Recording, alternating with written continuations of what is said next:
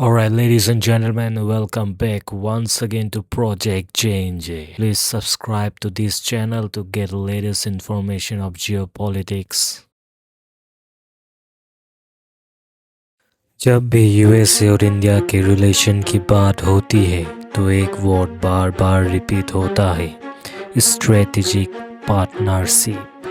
लेकिन जैसे ही कॉन्वर्जेशन रसिया पर आ जाती है, वाशिंगटन का टोन बदल जाता है। सवाल ये नहीं है कि यूएसए इंडिया का दोस्त है या नहीं, सवाल ये है यूएसए इंडिया और रसिया रिलेशन से इतना अनकंफर्टेबल क्यों हो जाता है।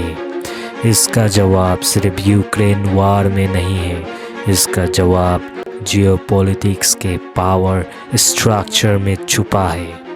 इंडिया और रसिया का रिश्ता कोई टेम्पोररी अरेंजमेंट नहीं है, ये डिकेड्स पुराना स्ट्रेटेजिक बॉन्ड है। कोल्ड वॉर के टाइम जब दुनिया कैंप्स में डिवाइडेड थी, तब इंडिया ने नॉन अलाइनमेंट चूज किया और रसिया ने इंडिया को एक इंडिपेंडेंट पावर के रूप में रेस्पेक्ट किया।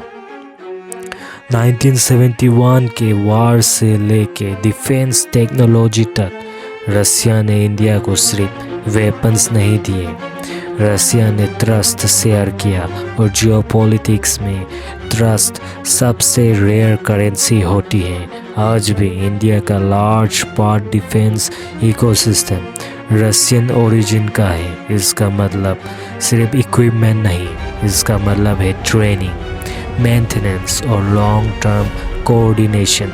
यही चीज़ यूएसए को अनईजी करती है। यूएसए का ग्लोबल सिस्टम अलायंस पे बेस्ड है। नेटो हो या सिक्योरिटी पार्टनरशिप, आइडिया सिंपल होता है।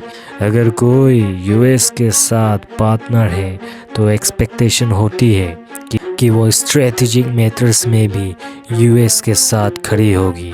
यूक्रेन वार के बाद यूएसए ने यही एक्सपेक्ट किया, लेकिन इंडिया ने क्लियरली बोला हम डिसीजन नेशन इंटरेस्ट के बेसिस पर लेंगे। लेकिन इंडिया ने क्लियरली बोला हम डिसीजन नेशनल इंटरेस्ट के बेसिस पर लेंगे, ना ही आपके कहने से, मतलब यूएसए को कह रहा है। इंडिया ने रसिया के अगेंस्ट वोट नहीं किया यूएन पर, सैंक्शंस फॉलो नहीं किए और अपनी एनर्जी सिक्योरिटी को प्रायोरिटी दी। ये यूएसए के लिए सरप्राइजिंग था, क्योंकि यूएसए को इंडिपेंडेंस से ज़्यादा अलाइनमेंट की आदत है। यूएसए की सबसे पहली चिंता सैंक्शन से जुड़ी हुई है। सैंक्शन तभी इफेक्टिव होती है जब ग्लोबल कंप्लायंस हो। अगर एक लार्ज इकोनॉमी सैंक्शंस को बाईपास कर सकती है तो सैंक्शंस का डिटरेंस पावर वीक हो जाता है। इंडिया का रशियन ऑयल खरीदना सिर्फ ट्रेड इशू नहीं है, ये एक सिग्नल है कि इकोनॉमिक प्रेशर से इंडिया जैसे कंट्रीज़ को कंट्रोल नहीं किया जा सकता। और जब प्रेशर का टूल वीक होता है तो इन्फ्लुएंस भी वीक होता है। दूसरी बड़ी प्रॉब्लम डिफेंस कंट्रोल की है। यूएसए चाहता है कि उसके पार्टनर्स उसके डिफेंस इकोसिस्टम का पार्ट बने, क्योंकि डिफेंस डिपेंडेंस से पॉलिटिकल लेवरेज मिलता है। लेकिन इंडिया का रसिया के साथ डिफेंस कोऑपरेशन यूएसए के इस लेवरेज को लिमिट कर देते हैं।